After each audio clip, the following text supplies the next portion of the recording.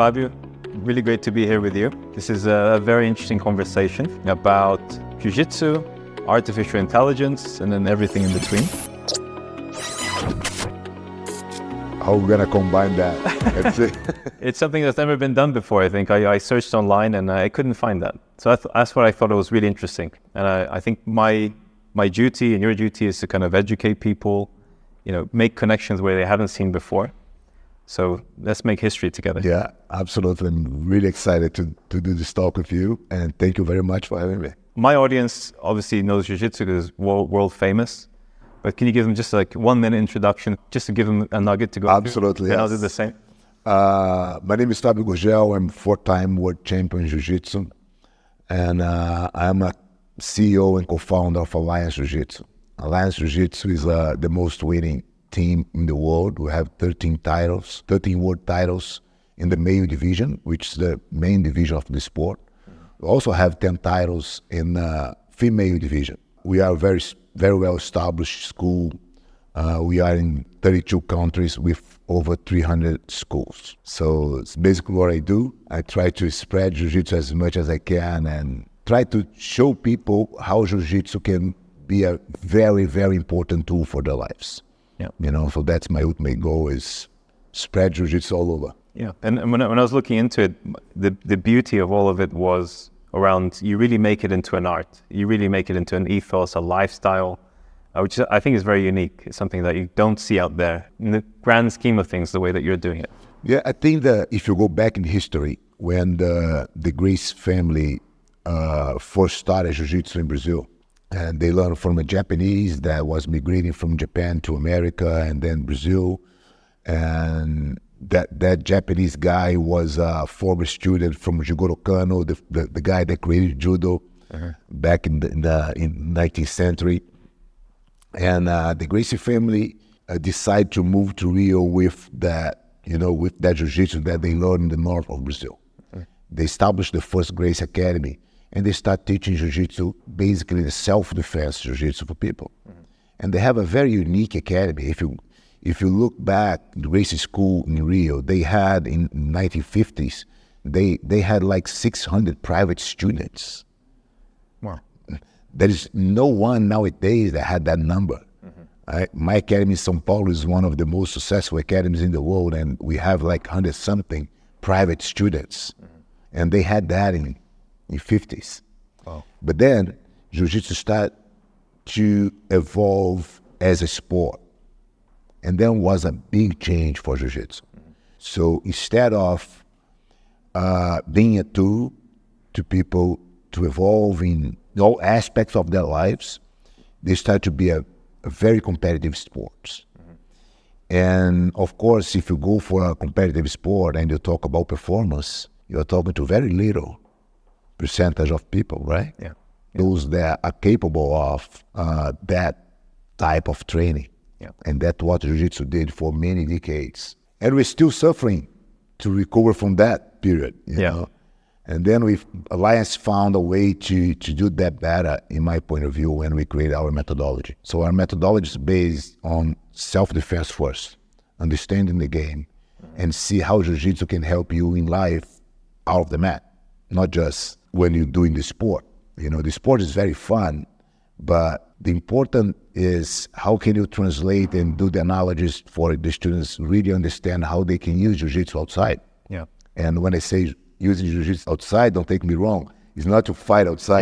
Yeah. It's to use Jiu-Jitsu as a tool in terms of discipline, resilience, know how to deal with defeat, adaptability, and so on. Yeah, that's really interesting. And just so that your audience also knows me as well. So I'm in artificial intelligence. I've been doing this for almost 20 years. And today I'm top 20 in the world for AI. Through a lot of hard work, sacrifice, a lot of the great things Jiu-Jitsu teaches. So today, after being head of AI for a lot of banks, for the biggest healthcare companies in the world, I run some of the world's largest AI programs. So for me, it's always interesting to break new ground, because I've broken records already for AI, for everything that there is that I could have broken. So now I want to find crossovers between AI and different industries. Crossover of AI into sports, into emotion, into all of these, really touching human elements. Because I think very soon, We can touch on this a bit later. AI is really going to be part of our lives, and it's already part of our lives more than we know it. It's in our phones. It helps us make choices every day. It helps us commute to different places when we use Google Maps. Yeah. It helps in the things that we read, the news that we get access to. It's in many more things than people even realize. But there's going to be an acceleration of that from now until the next 2 or 3 years, where it's really going to be embedded in everything that we do, even things to do with love and emotion and art. Those things are going to have a lot of AI in it. Yeah.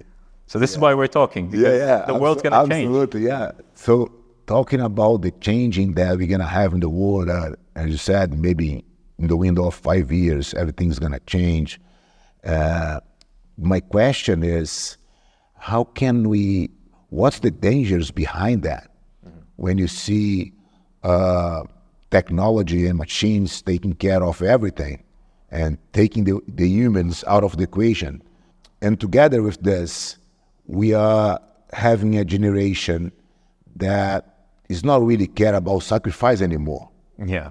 So those things combined, in my point of view, could be really dangerous. How do you see that? Yeah, it's a good way to start. So I think one needs to understand the evolution of AI. So AI has existed for 50 years. It's not new.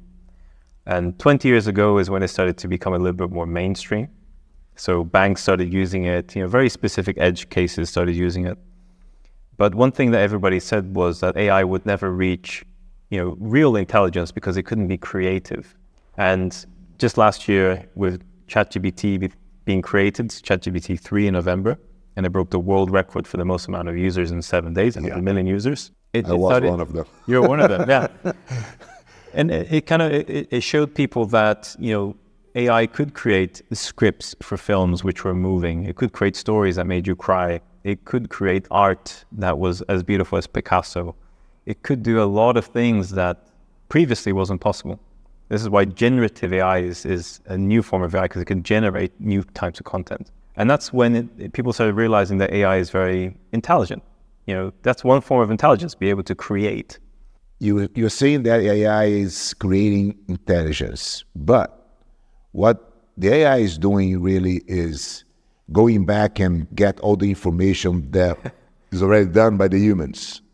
That's one way of looking at it. So let's say as a human, right? And I came across this quote a long time ago that at first it made me sad, but then it made me understand things better. That nothing is truly original. Mm-hmm. Everything comes from something else. Every idea comes from something else, stems from something else. Absolutely. So I think even humans, if we're honest, if we take away egos of, I created this, I'm the person who started that, it never actually came from you, right? It came from something before. Absolutely. So it's the same thing with AI. I don't see it as a lesser intelligence because it looked at a Picasso painting and a Monet painting and it created the fusion.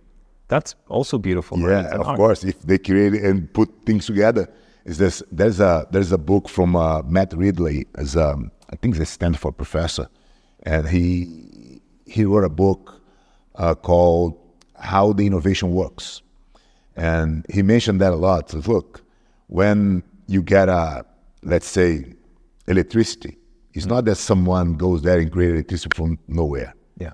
He collects all the things that people already built before and just put them together, and it works.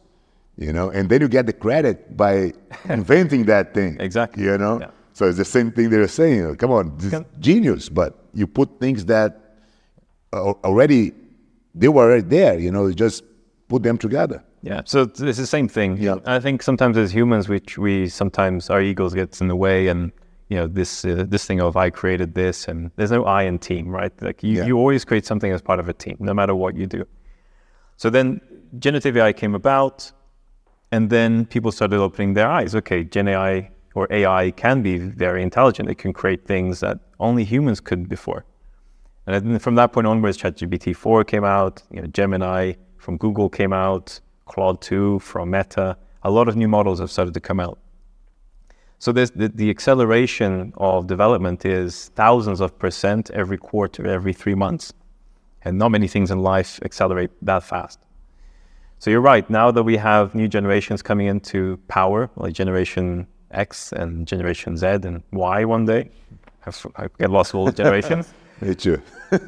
I think, you're also seeing, I have a 15-year-old son. We were talking about it just before, that, sometimes it's a different generation to ours, right? It's a different generation that doesn't understand a lot of sacrifice, a lot of the things that Jiu Jitsu teaches us.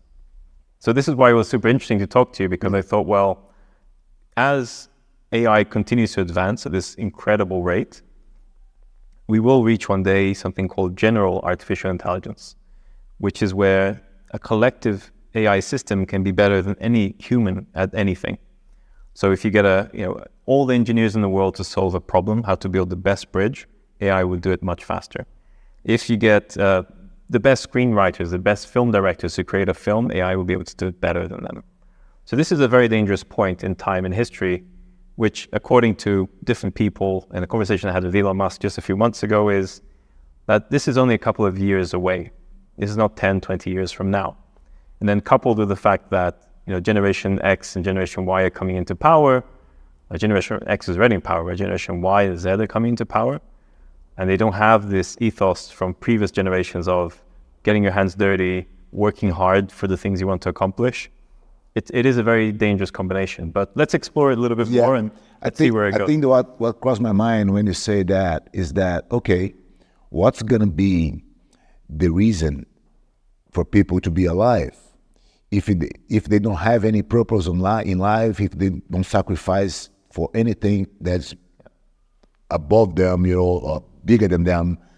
I don't know. I see what you're saying, that the young generation, they don't really care, right? They don't care. They take everything for granted. and that's my point. I think Jiu Jitsu teaches you a lot of, that you need to do your things. Nobody's going to do for you. Yeah. Right? So you really have to put the work. And when you put the work, you pay the consequences of the bad work you do, and you pay by your mistakes. You are rewarding by your success when you do something right, right? And I think that's how we understand human beings. Maybe that's gonna change, right?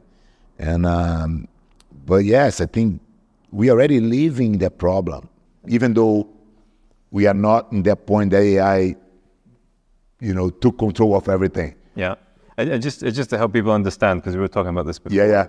So when we say AI taking control, so it's things like, AI being able to be taxi drivers, AI being able to do taxi deliveries and all this kind of stuff, and truck driving, and be able to clean, and be able to do firefighting, a lot of these very essential jobs.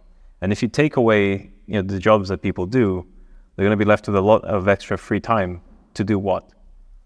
And that's where I thought Jiu Jitsu would be quite an interesting answer to that problem, because Jiu Jitsu gives you structure. It gives you an ethos, gives you an understanding of a purpose, a higher purpose in life. Yep. So if you can talk a little bit more about that, I think it will help people. One of the things that Jiu Jitsu also do is the sense of belonging. Mm-hmm. Right? So you come to a place, to an environment where people usually help each other to grow, because I need somebody to help me out in my development. Mm-hmm. I'm gonna give you an example. If we train in Jiu Jitsu and every day I apply the same armbar on you, right? So I know how to do the armbar very well. You don't know how to defend, and I go there and catch you every time I train. Yeah. Right. Good for me, bad for you. That's how it is. But then I decide to share with you what I know and how to defend that technique that I apply on you. I make you better, of course, because you now know how to defend. I cannot win anymore in that specific situation. Mm-hmm. So what I need to do, I need to evolve myself. Yeah. I need to create another thing. Yeah. So Jiu-Jitsu is a place where people usually share knowledge. So imagine that you have a group of people sharing knowledge with each other all the time. So that group is growing. That's the sense of belonging that Jiu-Jitsu brings to everybody, right? So then you don't need to go to a competition, but you can go to a competition and you go together as a team to compete. And we mentioned that when we were talking before, like the sense of belonging that you create with someone that you go to the war is unparalleled. Yeah. Right? When you come back to a real life, nobody can give you that same bond. Yeah. Yeah. Right? And that's the reason of the stress that soldiers have when they come back from the wars and stuff like that. So I think Jiu-Jitsu is really good in the sense that you can go to a place that's a very controlled environment, because Jiu-Jitsu, there is no punch, there is no kicks. The translation of Jiu-Jitsu is gentle art. It's very soft in order to learn, because you don't get hit. That's the thing. Maybe you're gonna get pain, you're gonna get someone smashing your face or choke you out, squeezing your arm, but it's all with a lot of control. Yeah. So you can tap and start over. That's another thing that Jiu-Jitsu teaches you right in the beginning. I was teaching a class other day here in the academy, and we were practicing a technique that ends up in the choke. And the student was trying to apply the choke in another student. The student that was giving the neck was scared to give the neck. I said, look, you need to give the neck so the guy can really apply the choke. So you're going to feel, and you're going to tap, and they're going to let go. Yeah. So you're going to start to trust, right? You're going to start to trust the people that are around you. As you build that trust, you start to get a very solid group in a friendship that you never imagined that you could have. Yeah. This is a really important topic, I think, because as AI grows, people become more glued to their phones and more glued to technology. I've read an article only yesterday about Japan having a lot of problems in relation to loneliness. So people are not getting married and not having children. And there's a lot of issues around depression, a lot of them taking medication. And this is really sad, because as humans, the most beautiful thing we can do is have conversations. Oh, absolutely. Laugh We together, are social animals, right? eat together, be social, right? Are there ways that you think that in the future, martial arts, especially Jiu-Jitsu, could be an answer to that, other than, when people feel lonely, they don't have anybody to talk to anymore. They just talk to AI systems all the time. Yes. They lose that human touch. So this one thing I wanted to ask you, and the other thing, just to be really interesting, is, do you think at one point we're going to have to redefine what it means to be human? We can touch that second. That's quite a complex one, I think. That's a very complex question, but I believe that Jiu-Jitsu could be the new therapy for people, because you learn so many things in Jiu-Jitsu, in how to control yourself, in how you understand what your body is capable of. And no matter how AI is going to evolve, our body is going to be our body. And you need to feed your body. You need to work out. You need to get tan. You have to do things that humanity has been done forever. Yeah. Right? You cannot escape from that. So, and the social comes along with that. You need to be around people. They say that one of the ingredients of happiness is exercise, being around people, having loved ones. That's one of the most essential things, right? Yeah, absolutely. Put another thing, that is the purpose in what you do.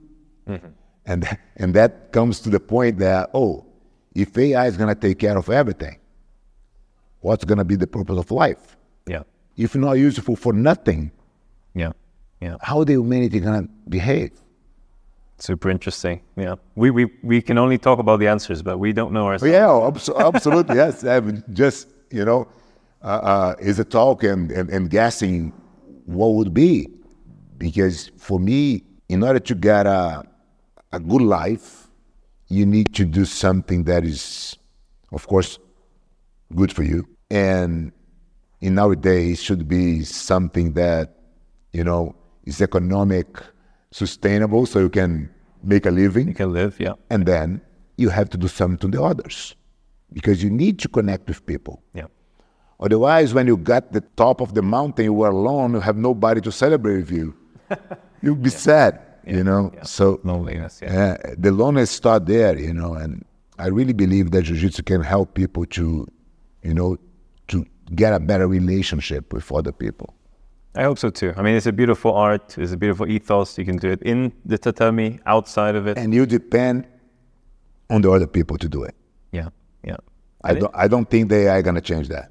No. And definitely not replace the feeling of that. That's a really important feeling. So talking about feeling, I think that's a very good point that is not really clear for me. That imagine that the AI is going to take care of everything, all the main activities that the humanity does now. The AI is going to take care of everything.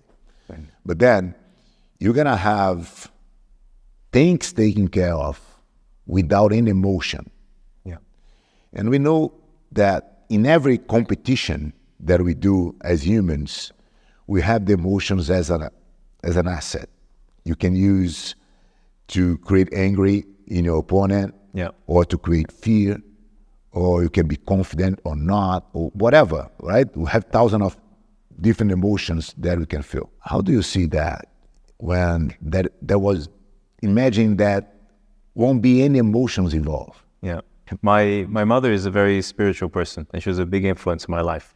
And she always explained, it's not important what you do. People won't remember what you did. It's how you made them feel.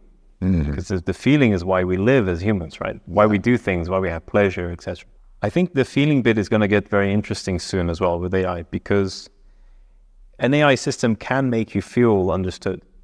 So for instance, there are AI applications that become your companion. You talk to it every night if you want to. Some people think it's sad. Some people think it's just a survival mechanism. You need to talk to somebody, right? If you don't have friends. And if you don't have good friends, you need somebody to confide in as well. So there are AI systems today that you can talk to, and then over time, it remembers what you said last year. Not all great friends remember what you said yesterday, never mind 2 years ago. And, there are many films already around this where you walk into your home and, the AI system knows how to greet you. It knows how, you like to be welcomed into your house. It knows what you like to eat. It knows everything about you.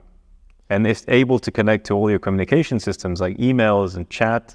It knows if you had a bad day or not, which is really difficult for a human to know, right? Yeah, absolutely. If you're going to meet your friend in the bar, in a restaurant, they don't know what kind of day you had. And it's up to you as a person to tell them that, because they can't read your mind.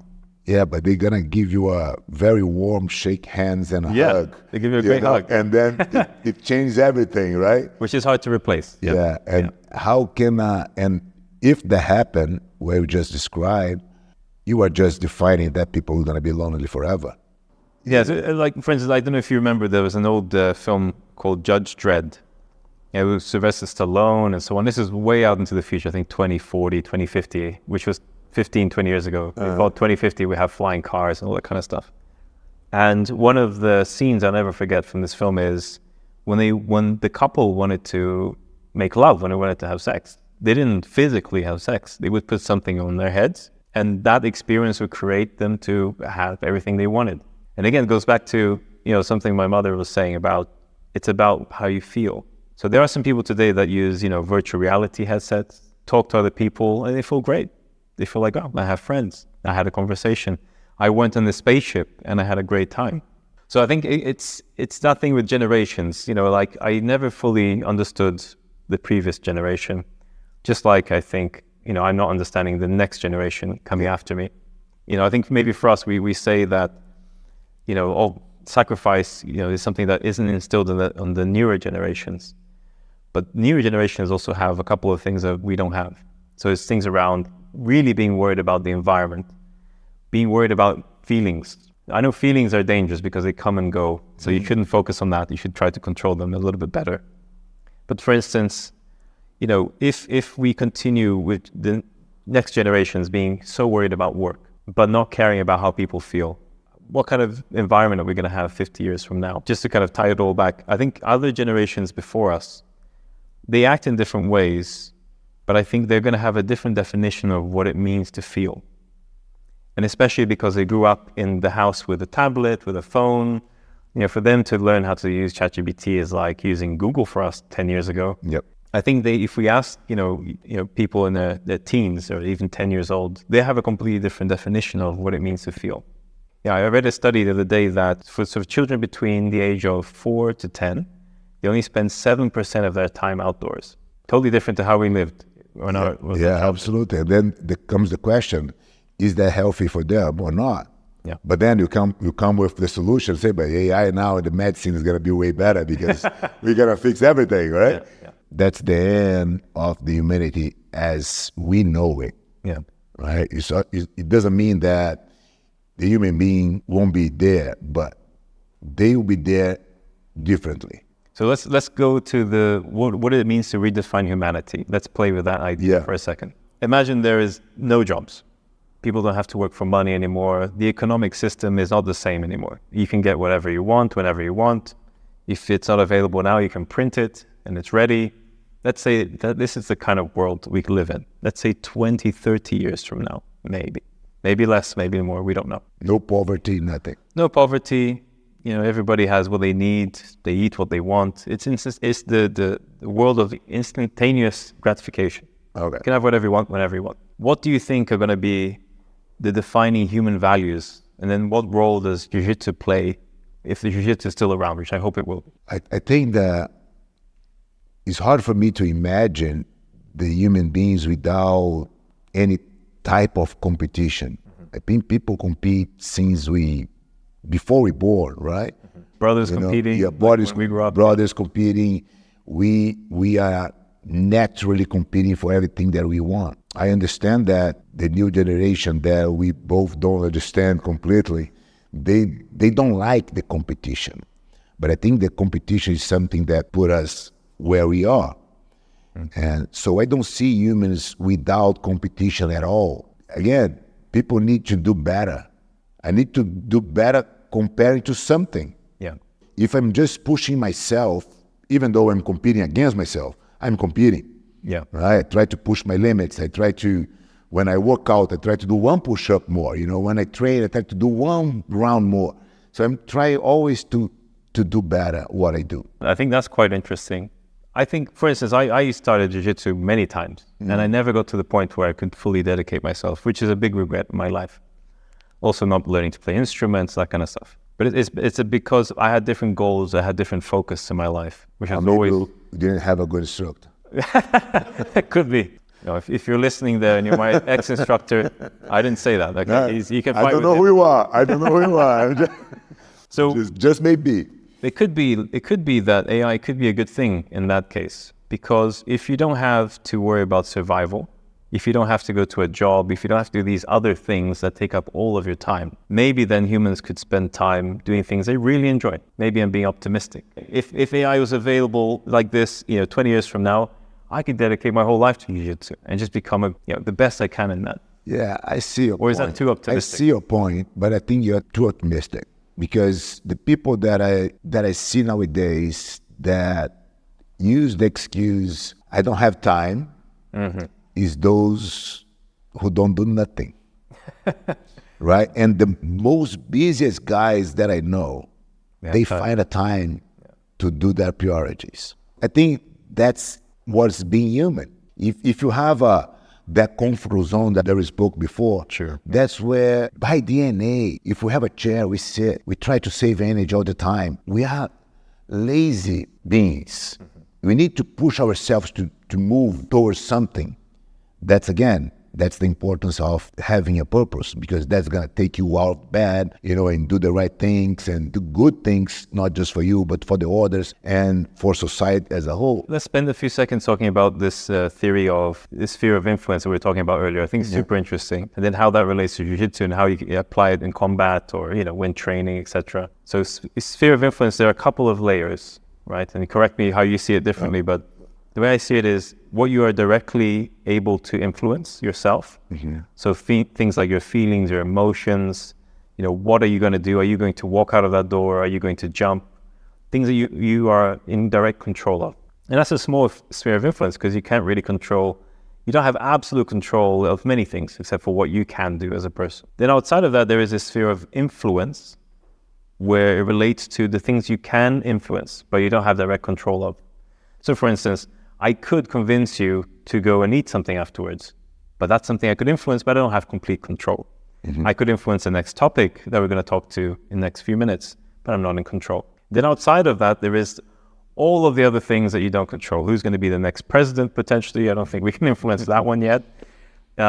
is the planet Pluto going to implode into Earth? All of these things which are completely outside of our control.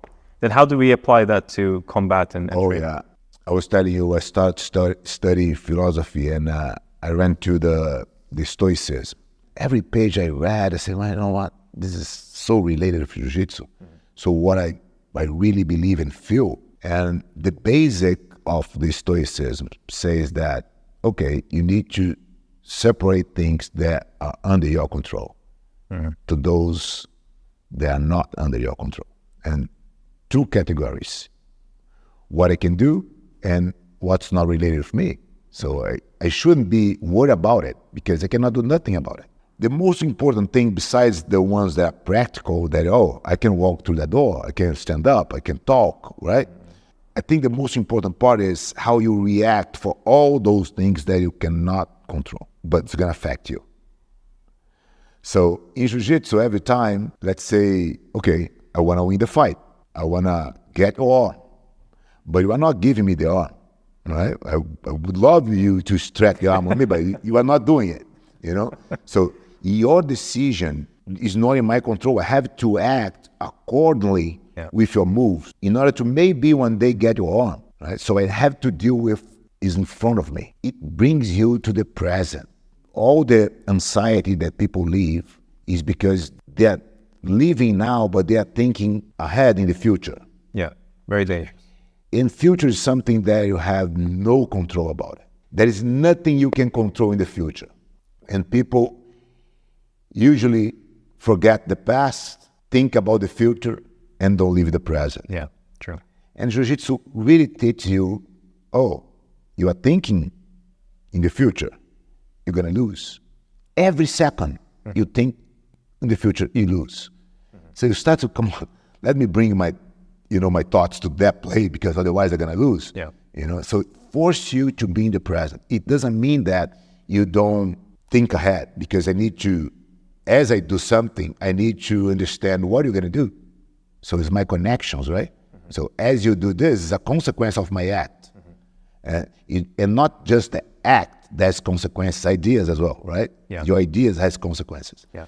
And as you do something, you're going to generate some consequence and how you act on top of that thing that happened. So it's a process, a continuous process of evolving. And Jiu-Jitsu is all about that. Yeah. I'm bringing this up because a lot of people are anxious. When I go to speeches, when I do anything, when I talk to people about AI, they always ask me, is the world going to end? Are the bots going to take over? And I can sense a lot of anxiety. Yeah. So I always try to find solutions for them. I'm not anxious, but I'm scared. Yeah, I know. It's normal. Even I am, to be honest. Yeah. But I've never thought of, saying to them, look, maybe Jiu-Jitsu could be a good answer to allow you to live in the present. Stop worrying so much about the future. So it's good that we had this exchange. Yeah, I think I can suggest this now. I heard that the other day too from a professor, Henry Gracie, and he just wrote a book called 32 Principles. He said that Jiu-Jitsu, when you know Jiu-Jitsu, you see people with, let's say, that you have a knife or a blade against a Swiss knife with so many tools. Because you understand what your body is capable of. You understand that you are capable of any type of adaptability you need. Yeah. So you are confident, you are resilient because you try many times, and the defeat is a part of Jiu-Jitsu. It's for every single training. I'm gonna lose in the micro defeats in every single training. Yeah. So I got used to defeats. I gotta use how to solve problems. Yeah, and I think this adaptability is really important for people to realize that it doesn't matter if it's AI or any problem you face in your life, you need to be adaptable, especially in the world we live today where things are changing so fast. Imagine the changes that we are talking about. If you are just hard and you can move in a different direction because you are programmed to do one thing. It'd be hard to survive. Yeah, it's going to be hard. That's the jobs that you mentioned. This job is going to be over very soon because that's, one thing. But when you have that adaptability and you have confidence that you can be adaptable for any situation, it doesn't matter what happens. If I'm not worried about the future, I'm not anxious. So also talk about, I don't know if you saw, but Elon Musk, he has a company called Neuralink. And Neuralink is basically a human augmentation tool. So you attach it to your head, it goes through your skull, and it allows you to talk to a system outside of a human body. So it becomes like a third layer of the human element. So I've seen demonstrations around, if two people are wearing Neuralinks, they can transmit information to each other, memories, photos, that kind of thing. And it starts getting very interesting when you start seeing that humans are combining with technology in that way. It's not just something you hold anymore, it's something part of your body. So do you think this is inevitably coming? It might not be next year or 5 years, maybe 10 years, but the motivation behind it is a couple. So one is to solve things like Alzheimer's, Parkinson's disease, a lot of very serious diseases that are degenerative from the mind. So it could be a disguise, humans wanting to disguise it as a cause for good. But anyway, it's coming. And when there's money behind something, it's almost unstoppable, especially that kind of money. So let's try to imagine a little bit the future of Jiu-Jitsu with human augmentation. What does that look like? Where do you think this could be useful? Is that something you would absolutely not allow 20 years from now? Or I think, of course, we have, amount of our capability of storage knowledge is limited, right? And when you think about Jiu-Jitsu and the sequence that you have to do and the possible connections with your opponent's moves and all that, you see in practice that it changed along the time. So what I used to do in the past is not some technique that I'm still using today. A lot of them, yes, but a lot of things changed because my body changed. Maybe I got hurt on my shoulder, so I stopped doing techniques from this side. So I find out another way to fight, which again, adaptability, right? I just imagine if we have all that information at your disposal, instead of having one game plan, I could have 10. So my mind will be just faster, in terms of going back to my hard drive to bring the techniques that I know. So in that sense, for sure, that would be a gain for Jiu-Jitsu. I mean, I'm mentioning it because obviously, you're a businessman as well. You own so many academies, and the future of sport is sport's been the same for a long time, but new sports have been invented. And this is something I had in my mind just around human augmentation and the future of sport. When you talk about sports and then and AI and how the AI is going to play the role in these sports, what amazed me in the sports, in any kind of sports, is how the humans can, break the records and do things that we thought would be impossible. And after some years, they get there and they break the records, and they do. Imagine that AI is going to take care of everything, and maybe you're going to start watching AI sports, robots, fights against robots. What's the fun of that? Yeah, you're right. I think it's not the same. So, for instance, when Kasparov was beaten by IBM Blue, I love chess. I'm a very avid chess player. When I saw that happen, I felt sorry for Kasparov because I thought it was unfair to compare him to an AI system, which had thousands of computations behind it. Kasparov is a human being. He's a genius, but he is human. So I mean, one thing I hope won't happen, and it comes from somebody in AI, is that we'll see machines competing against humans, because that wouldn't make any sense. And to have machines competing against machines, that could be interesting from a geek point of view, right? So let's say that you are... Yeah, but then you have to be involved with the geeks, right? Yeah, then you have to be part of the geeks. Otherwise, it wouldn't make sense. And for me, there's a sportsman. See two robots fighting, And so I think that's the point of AI for me, is how can people live without those feelings? I think we're answering the question we started in the beginning, which is what it means to be human and redefining that. So I think a couple of things we agree on is that there's certain things that humans do that just doesn't make sense for something else to replace it. So competition is one, and competition translates into other areas of life, like we're mentioning as well. To do with we can compete in the sport, we can compete in the war, we can compete in business, we can compete in many areas, Some are healthy, some are not very healthy. Yep. So I think that bit will never go away. And I think one thing that I hope never goes away is people taking care of other people. Because I had this idea many years ago when somebody asked me, okay, in the future, what are going to be the jobs of the future? And it's something that I feel very responsible for because I have children. I have an 8-year-old and a 15-year-old. And obviously I know other parents as well. And they always ask me, Danilo, what do I do? You know, like, what do I tell my child to go and study university? And for a long time I was stuck. I couldn't answer this question. So I started thinking about the future and the future of jobs and the future of humanity and things like this, you know, not to stay in this in this sphere of influence that's outside of my control, but because I had a responsibility to answer a question that was causing anxiety in people. And the result that I came to was that there's going to be 3 main areas that people are going to exist in the future. Maybe 20 years from now, I don't know about beyond that. But one area is that, you know, we have an aging population. Like you said, medicine is getting better. People are living longer lives. There's a couple of people investing all of their money and time to live 200 years. Yeah. I forgot the gentleman's name, but that's all he does all day long. So I think the industry of looking after people... David Sinclair. David Sinclair, yeah. So the industry of looking after people is going to be huge because our demographics are going to invert. There's not going to be lots of more children than elderly people. Why should people do that? I hope they don't, but, you know, Japan, Holland... why people, let's say, why the young generations gonna care about the oldest generation? My hope is that they have nothing else to do.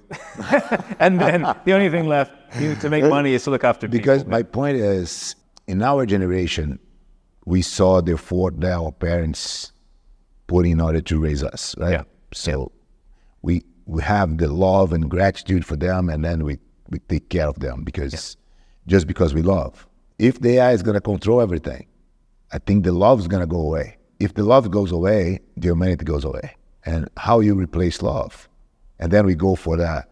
What's beyond the physical things, right? So it's a metaphysical world. Yeah. And how are you going to do that? People are talking about the importance of this for 1,000 years, right? Yeah, yeah. And trying to understand the human. And I think that's one thing that you cannot replace it. I think so too. I hope that never happens. Let's say if you imagine a generation where everything's easy, so you don't need your parents to educate you, you don't need your parents to do any sacrifice for you, nothing, and you're raising that scenario. It's very different. It's probably you're going to be somebody that don't really care about people because you didn't have that love. I love this conversation because I had ideas that now are totally destroyed by speaking to you. No, actually, I'm overwhelmed with all this information. This is amazing, the possibilities that we are doing, but it's really scary in a way because someone as you, they are involved with the AI. You are creating something really powerful that you understand that maybe it's going to control everything. But few people going to control that thing for a while. But maybe a generation after you will be controlled. Could be, yeah. And then we can imagine, oh no, the good people will be controlling the AI. And so it's going to be for good, right? That's we are having our fingers crossed. But if you understand that the AI is going to control the next generation because they're going to be intelligent enough to control the humans, then you are not relying in good anymore. True. So that's one point. And the other point is we know that humans are good and bad in the same proportion. We do good things because we understand that what's right to do, and this is based in how you being raised by your parents and the culture that are around you, and then you're bad because people to pay attention in you and to do bad things, and you are rewarded by those bad things that you do, and then you start to be a guy that has that criminal mind. So you evolve into the bad side of the dark side of the thing. But the machines doesn't have this. Yeah, this goes into the theories, that we were talking about before, which is there's 3 main theories in AI in the future, the ultimate future. So one is the theory of singularity, which is, like you said, AI will look at us as slaves, use us for whatever good it wants to do or bad. and control the world, and that's it. That's the end of humanity as we speak, and we have a new master in that sense. Then there's a theory that talks about how AI will be so knowledgeable, so intelligent, kind of feel sorry for us because we're so stupid and we're limited by our hands, and maybe just look at Earth as a limitation and look at other planets as an interesting source of building the future, and just leave and go somewhere else, which sounds far-fetched, but if AI could build its own rocket ships, it could do that. Then there's a third theory, which is that AI actually is already here, has always been here, and this is all a simulation. And this could be that AI that is just pretending to be stupid so that it can take us on this journey in order for us to fulfill our human existence. So there's many theories. Yeah. Those are three But if we take like the second theory that you mentioned, what would be the reason for the AI to, what's the will? Why should AI go abroad to conquer the universe, Because that's the human characteristic, right? Yeah. Of conquer. We born to conquer and to evolve and to do better. We are motivated by the will, and machines. Yeah. It's so hard to know, right? They don't have that, Yeah. right? They don't have the feeling. So that would be very awkward to to imagine a world like that, you know? Yeah. Like when we think of gurus, people who are super, heightened spiritually or, knowledgeable, those tend to be the people that see materialism as a bad thing. They don't need to conquer things. They need to conquer their body and their experiences and things like that. So, of course, you have different kinds of gurus, but the ones I can think of right now is, they understand that there's no point in accumulating anything because you're going to die one day. The only thing you can accumulate is experiences. And then what ends up happening is you have a very docile being that understands that, you don't resolve things through conflict. You resolve by talking, or you avoid problems in the first place. And so it's hard to imagine something more intelligent than us and what it would do. If you go into religion, it's kind of thinking, why did God exist? Why did God create all of this? Again, it's higher powers. It's hard for us to imagine as just mere humans. I see what you mean, but as humans, we have a very good people that we admire, and then they are, looks like they are in a different floor than us. They are not materialists. They think the good for the others and all that. But we also have the evil. Yeah. And I remember just to, very far back after the First World War, we have that movement of pacifism. The Europe was destroyed. We don't want to have nothing like that anymore. So we're going to stop the guns. We're going to stop the armies. We're going to stop everything. We're going to do good. Yeah. Right? Seems to be a very nice idea. Yeah. But we need to convince everybody. Otherwise, we get a crazy guy that wants to conquer everything. Yeah, and true. He had the guns, he had the army, and there was a unfair war in that sense. So how can we trust all the good's gonna live and all the bad's gonna die? I don't really believe in that thing. Sure. Because I think we are good and bad. I think it's very well balanced, to be honest. Yeah. We have a lot of evil people in control of things. Right? This goes into something very interesting, I think. When the CEO of Google was giving an interview a few months ago now, might have been last year, he was asked about AI, and his words were exactly, AI is more profound than electricity and fire. I mean, this is one of the most powerful men in the world, right? And he knows better than anybody. Yeah. But one thing that I thought was a bit interesting from what he said was around, okay, well, if you have no electricity, you don't have any AI. And if you have any fire, then, many people in many countries would die, and then they can't use AI, so what's the point?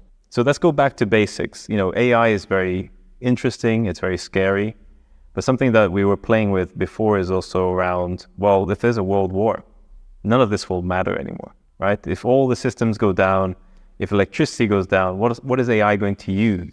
Yeah, I would say from the Jiu Jitsu point of view, that you should trust yourself and be ready for anything that can happen. Right. So you should be ready. Yeah. Right? So better be prepared. I don't know what's going to happen, right? So we are talking about, all the evolution of the humankind and all that, and then we have a war. I don't see humanity changing that much in the future. The human beings are human beings, and they are the same thing they have been forever. Yeah, thousands of years. Thousands of years. When you read the philosophers and Socrates and Plato and all those guys, they were saying the same thing. People were struggling with the same issues. Yeah, love, survival, belonging. Fear, belonging, resilience, sacrifice, and it doesn't change. So I guess this gives hope to people that, humans are going to stay the same. I believe that humans gonna remain the same with the same needs.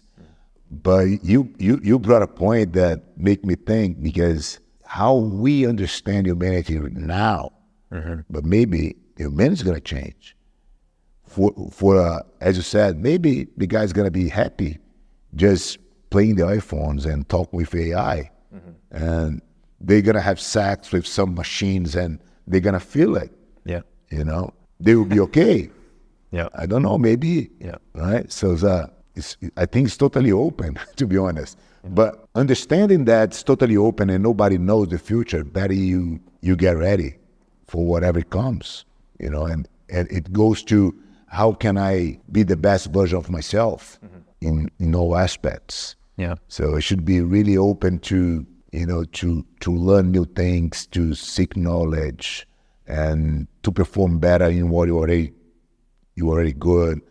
A lot of people waste their times. Seneca has a say that's very true. It's not that their life is short. People use the time really bad. Yeah, they manage their time horrible, and I think it is. You have to really make the best of your time here. Yeah. The time that you have. And in the interest of time, we don't want to kill everybody by having a 4-hour podcast. But I think if we summarize, we'll do a quick summary between us. We help each other. So definitely the world is getting more interesting. We have AI. We have interplanetary exploration. We have new generations coming that we don't understand. Yeah. None of them understand each other. And then we have this thing of, what it means to be human and having to redefine that as all these things happen around us. I think that we should go for how you can be prepared for that change, because that's coming. And we cannot be precise in what the change is going to be, because there's too many possibilities. Yeah. But that the change is going to come, that's for sure. And how we can be prepared for that change, how can we turn ourselves and be more adaptable for new situations. Right? And how can we be more comfortable with those challenges? Because that's the point. People don't want to move because they don't want to, I'm comfortable here, don't move me, So you need to find a place that is not comfortable for the majority of the people, but it's comfortable for you because you get used to go there, right? Yeah. So you're going to be ahead of, in whatever situation we find the world in the future. I think one thing that I've gotten out of this is, given the future is so uncertain, and I'm in an area that's helping create the future, but there's all these other areas I don't control. One thing is for sure, I need to become more adaptable, and I need to build this mindset that maybe Jiu Jitsu could give me. So. Yeah, I think Jiu Jitsu really helps in the sense that, as you said, we live in the uncertainty. That's what we live. You don't have, you don't know what's going to happen tomorrow, right? For more predictable that things can be, or you can think that they are, you don't really know. So I think, yes, that's something that Jiu-Jitsu can really help you to be adaptable and be ready for whatever comes. Yeah. Oh, Fabio, thank you so much. It's been a really nice conversation. I really my pleasure. Appreciate it. Really nice. Thank you very AI much. Jiu-Jitsu. Never thought it would come together one day.